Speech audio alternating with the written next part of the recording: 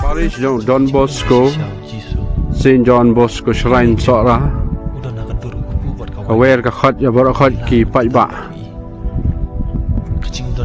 Jong ka Archdiocese, Banwan sa ka Procession ba ka banlong hak dai tarik, bai baningkong Al-Hajar Pusat, andon ka mas baningkong pon Rishiteng, masuk baal ka po sipo waji. Bat kandon ka jingya anti procession haga po si baji steng bakan penkut da ka jing mani sakramen sebab banyawan banyak doai hudung osku banyak sibun ki jingkerku mungkin mau ya piru bagani kedai ka shrine jo Don Bosco haga bagadon ka relik ne ka snap Malawan rang nadu room house nam jasip ho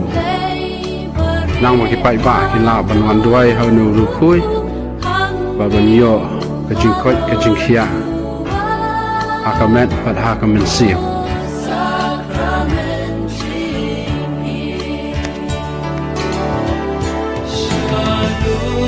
ni kadai kata ka relik Don Bosco belabu kapang hagan dekat shrine buat cibun di Kampala di belajar lembaga jasa jauh rukui jauh kabalang Don Bosco bakul kumta sa sisir ngawer ngakot api baro manwan chakanika procession ba jauh ka parish hat kendai terik benai beningkong ajar kusang bakin laru banyo kalam panduai hau ni rukui naga menta ki jingtu ba per jong ki khun ikti jungi ba khamtam jong ka yeng ka sen isa doin ki jingtuai ba kerpang na kamtai ba pang ba sitom manla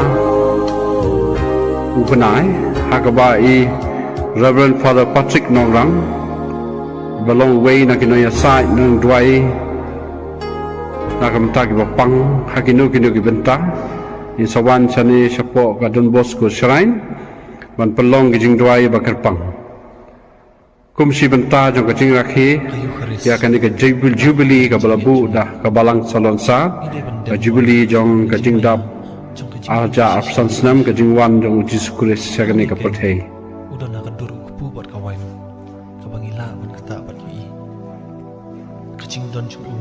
ha ka Eucharist ka penjisya ka kajing bam kawai bat kajing pen mau ya kajing yap kajing mi pat utrai kim day tang gidak kishin nrei kilong kajing shisha